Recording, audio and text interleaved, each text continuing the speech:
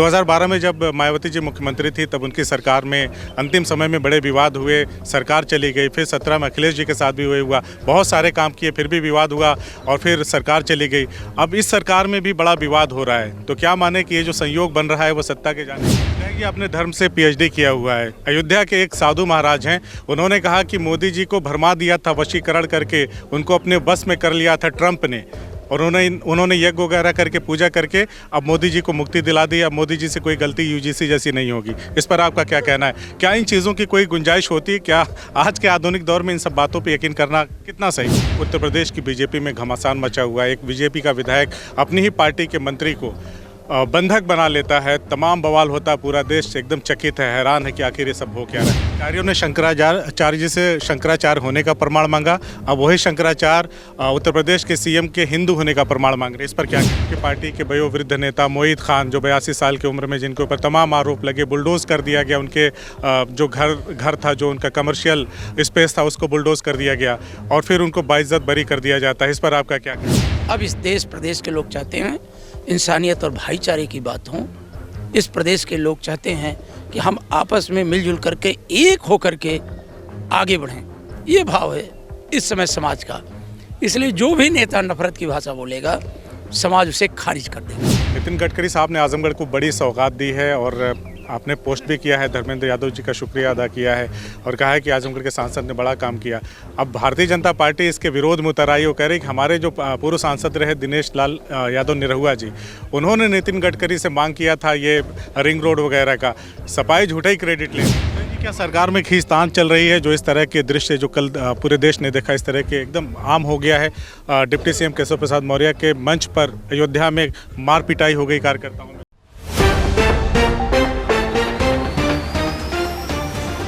विधायक जी, एक सवाल यूपी की सियासत को लेकर के। उत्तर प्रदेश की BJP में घमासान मचा हुआ है। एक BJP का विधायक अपनी ही पार्टी के मंत्री को बंधक बना लेता है, तमाम बवाल होता है, पूरा देश एकदम चकित है, हैरान है कि आखिर ये सब हो क्या रहा है। क्या ये विदाई के संकेत हैं सरकार के? देखिए, मैंने तो कहा कि पाप का घड़ा भर चुका, लेकिन बापू ने कहा था, जिन्होंने इस देश को आज़ाद कराया, राष्ट्रपिता महात्मा गांधी ने कहा था कि जो व्यवहार तुम्हें अपने साथ अच्छा न लगे, वो व्यवहार तुम्हें दूसरे के साथ नहीं करना चाहिए। तो BJP ने जो नफरत का बाजार बनाया है, हिंदू मुसलमान का बाजार बनाया, तो मुसलमान भाई समझ बैठा कि तो हमारे खिलाफ है। फिर हमारे खिलाफ बनाया, फिर सनातन और सनातन में आप देखिए किस तरह से मुक्तेश्वरानंद के बारे में उनके अधिकारी ने प्रमाण मांगा। अब मुक्तेश्वरानंद को फिर मनाने के लिए मुक्तेश्वरानंद साहब मांगने को तैयार हैं, शर्त के आधार पर। वो जानते हैं कि दुनिया में आलोचना हुई, एक संत उस घाट पे, वो गंगा माँ के घाट पर इंतजार करता रहा कि सरकार का अधिकारी आके कह दें कि महाराज जी स्नान करें। सोचे आप, इतनी निर्दयी सत्ता कभी उत्तर प्रदेश के अंदर नहीं आई थी। ये सनातनी जो अपने को कहते हैं योगी जी, एक मुक्तेश्वरानंद, मैं तो कहता हूँ आम व्यक्ति कोई कह दिया होता तो भी इनके अधिकारी को जाना चाहिए था कि महाराज जी धक्का मुक्की में कुछ गलतियाँ हुई है, माफ़ कर देना। वो संत कहते रह गए, लेकिन वो संत कितना अपमानित होकर के उस प्रयागराज से निकले हैं, तब जाके इनकी अकल खुली है। जी, क्या सरकार में खींचतान चल रही है? जो इस तरह के दृश्य जो कल पूरे देश ने देखा, इस तरह के एकदम आम हो गया है। डिप्टी CM केशव प्रसाद मौर्य के मंच पर अयोध्या में मार पिटाई हो गई कार्यकर्ताओं में। ये जनता अब बहुत कुछ बर्दाश्त कर ली, अब सिर से पानी ऊपर बह रहा है। अब लोग घुटन महसूस कर रहे हैं, इंतजार में हैं कि इनकी नफरत की भाषा पे लगाम लगाई जाए। और जो अयोध्या है, जिसने लोकसभा के चुनाव में प्रोग्रेसिव पॉजिटिव और कम्युनल प्रोग्रेसिव पॉलिटिक्स पार्टी को, माननीय अखिलेश जी को आगे किया, वही कम्युनल पॉलिटिक्स को उसने ख़त्म कर दिया। अब इस देश प्रदेश के लोग चाहते हैं इंसानियत और भाईचारे की बात हो। इस प्रदेश के लोग चाहते हैं कि हम आपस में मिलजुल करके एक होकर के आगे बढ़ें। ये भाव है इस समय समाज का। इसलिए जो भी नेता नफरत की भाषा बोलेगा, समाज उसे खारिज कर देगा। अधिकारियों ने शंकराचार्य जी से शंकराचार्य होने का प्रमाण मांगा, अब वही शंकराचार्य उत्तर प्रदेश के CM के हिंदू होने का प्रमाण मांग रहे। इस पर क्या कहना है आपका? तो मैंने कहा ना कि अब पाप का घड़ा तो भर चुका। ये तो समाजवादी पार्टी तो मांग नहीं रही है। हम तो मांग नहीं रहे, अब खुद वो मांग रहे हैं। तो हमारे धर्म में, सनातन में, वो साक्षात भगवान का स्वरूप हैं स्वामी अमुक्तेश्वरानंद जी, शंकराचार्य हैं। अब शंकराचार्य के मुख से कुछ बातें निकल रही हैं, तो उस बातों का जवाब दें मुख्यमंत्री जी, तो पता चलेगा। विधायक जी, आपने धर्म से पीएचडी किया हुआ है। अयोध्या के एक साधु महाराज हैं, उन्होंने कहा कि मोदी जी को भरमा दिया था, वशीकरण करके उनको अपने बस में कर लिया था ट्रंप ने, और उन्होंने यज्ञ वगैरह करके पूजा करके अब मोदी जी को मुक्ति दिला दी। अब मोदी जी से कोई गलती यूजीसी जैसी नहीं होगी। इस पर आपका क्या कहना है? क्या इन चीज़ों की कोई गुंजाइश होती है? क्या आज के आधुनिक दौर में इन सब बातों पर यकीन करना कितना सही है? ये नकारात्मकता है समाज की, हम सब इस पे यकीन नहीं करते। तो आप लोग क्यों नहीं, जो आगामी सदन है आपका, तो बाबा जी से कहिए कि ट्रंप से टैरिफ कम करवाने के लिए भी कुछ कर दें। देखिए, वो हमारा संसद में इस बात को कहा गया था। विधानसभा 9 तारीख से चलेगी, आप देखिएगा। टैरिफ कम होना चाहिए कि नहीं? होना चाहिए। अगर महाराज जी ऐसा कर सकते हैं तो ट्रंप से टैरिफ कम करवा दें। महाराज जी प्रधानमंत्री बनने के प्रयास में लगे हुए हैं, तो अभी खुश हो जाएंगे, तो इस प्रयास में लगे हैं। अब देखिए कहाँ तक कामयाब हो पाते हैं। मदरसा कांड को लेकर के क्या कहना है? आपके पार्टी के वयोवृद्ध नेता मोहित खान, जो 82 साल की उम्र में, जिनके ऊपर तमाम आरोप लगे, बुलडोज कर दिया गया, उनके जो घर था, जो उनका कमर्शियल स्पेस था, उसको बुलडोज कर दिया गया और फिर उनको बाइज्जत बरी कर दिया जाता है। इस पर आपका क्या कहना है? देखिए, जब एक कांड हुआ था, मदरसा कांड, जब सपा नेता करके मोइन खान का आने लगा था, तो हमारे राष्ट्रीय अध्यक्ष माननीय अखिलेश यादव जी ने उस समय जो ट्वीट किया था, वो इंसाफ की बात कहे थे, इंसाफ की बात।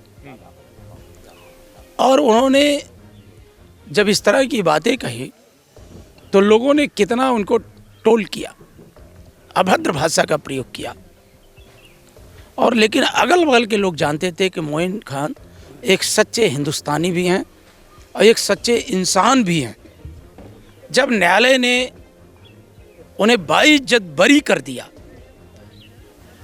तब उत्तर प्रदेश के मुख्यमंत्री के अंदर अगर भारत के संविधान के प्रति और भारत के लोकतंत्र के प्रति अगर मुख्यमंत्री जी का थोड़ा भी भाव हो, तो जो बुलडोजर से जिस मकान को ध्वस्त किए थे, जिस बेकरी को बर्बाद कर दिए थे, और जो इस उम्र में मोइन खान को जेल भेजे थे, उसके लिए उनको माफ़ी मांगना चाहिए और उनके घर को बनाना चाहिए। एक व्यक्ति की सामाजिक प्रतिष्ठा को रौंद देना, उसके घर को, उसके दुकान को बुलडोज कर देना और बाद में अदालत बाइज्जत बरी कर देती है, तो क्या उसको माना जा सकता है कि उसको न्याय मिल गया? उसका तो सब कुछ तबाह हो गया। वसीम जी, भारत के अंदर और भारत का संविधान, जहाँ विधायिका है वहीं कार्यपालिका है, स्वतंत्र न्यायपालिका है और स्वतंत्र पत्रकारिता है। ये चारों मिलकर के जो पिलर हैं, इस देश की बुनियाद हैं, मिलके आपस में काम करते हैं। आज ही आपने मदरसा कांड पे देखा, और आज ही इलाहाबाद के हाई कोर्ट ने फेक इनकाउंटर और हाफ इनकाउंटर पर सवाल खड़ा करके सरकार को कटघरे में लाके खड़ा कर दिया। और जब इस संभल में मस्जिद के अंदर जो इनका सीईओ अनुज चौधरी था, जो क्रिमिनल हो करके इस तरह की बात कर रहा था, तब भी सुप्रीम कोर्ट ने कुछ दखल दे करके कुछ बातें कही थी। तो आज सरकार के अंदर अगर नैतिकता हो, तो एक बुजुर्ग मोइन खान, जिनकी सामाजिक प्रतिष्ठा को भी ठेस पहुंचाई गई, जिनकी व्यक्तिगत इस उम्र में जिन्हें जेल डाला गया हो, आज वो बाइज्जत बरी हुए हैं, तो सरकार में अगर नैतिकता हो तो उसे उनका घर भी बनवाना चाहिए और कुछ ऐसा करना चाहिए जिससे उनकी सामाजिक प्रतिष्ठा बहाल हो। आखिरी सवाल मेरा आपसे, नितिन गडकरी साहब ने आजमगढ़ को बड़ी सौगात दी है और आपने पोस्ट भी किया है, धर्मेंद्र यादव जी का शुक्रिया अदा किया है और कहा है कि आजमगढ़ के सांसद ने बड़ा काम किया। अब भारतीय जनता पार्टी इसके विरोध में उतर आई और कह रही कि हमारे जो पूर्व सांसद रहे दिनेश लाल यादव निरहुआ जी, उन्होंने नितिन गडकरी से मांग किया था ये रिंग रोड वगैरह का, सफाई झूठा ही क्रेडिट ले रहे हैं। तो लोकतंत्र में तो सबको अपनी बात कहने का हक है। हमने भी तो अपनी वही बात कहा, हमने भी फोटो पोस्ट किया। गडकरी साहब इस देश के मंत्री हैं, नितिन गडकरी साहब, वो तो सबके हैं ना। उन्होंने तो भारत के संविधान की शपथ लिया है ना, धर्मेंद्र जी ने शपथ लिया है ना संसद की। और एक जनप्रतिनिधि जो है उसका अपने जनता के प्रति जो भाव होता है कि वो चाहता है कि हम बेहतर से बेहतर कैसे करें। इसी भाव को लेके तुम सरैया गांव में आए हैं, फीता काटे हैं। तो जो सांसद जी का प्रयास रहा वो बहुत ही सराहनीय रहा और मैं सांसद जी को भी धन्यवाद देता हूं और माननीय अखिलेश जी की भूर प्रशंसा करता हूं को भी आजमगढ़ के सांसद रहे हैं। उन्होंने भी इस भाव कई बार इस बात का जिक्र किया और आजमगढ़ को अपने से जोड़ करके नितिन गडकरी साहब से जो अनुरोध किया था, नितिन गडकरी साहब ने उस अनुरोध को स्वीकार किया। उनको भी बहुत बहुत बधाई और धन्यवाद देता हूँ। छोटा सा सवाल और 2012 में जब मायावती जी मुख्यमंत्री थी तब उनकी सरकार में अंतिम समय में बड़े विवाद हुए, सरकार चली गई। फिर 17 में अखिलेश जी के साथ भी वही हुआ, बहुत सारे काम किए फिर भी विवाद हुआ और फिर सरकार चली गई। अब इस सरकार में भी बड़ा विवाद हो रहा है, तो क्या माने कि ये जो संयोग बन रहा है वो सत्ता के जाने का है? ये तो सच बताऊँ तो इनके चली चला का बेला है। अबे गए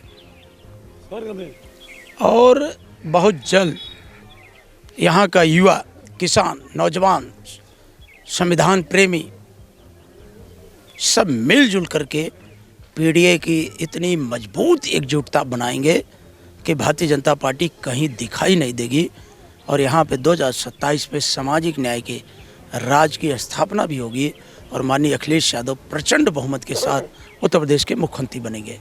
से बातचीत करने के लिए बहुत बहुत शुक्रिया। बहुत बहुत धन्यवाद वसीम साहब। CIB इंडिया न्यूज की सभी खबरों को देखने के लिए लाल रंग की बटन को दबाकर चैनल को सब्सक्राइब जरूर करें, घंटी जरूर दबाएं ताकि हमारी सभी खबरों के नोटिफिकेशंस आप तक पहुंचते रहें।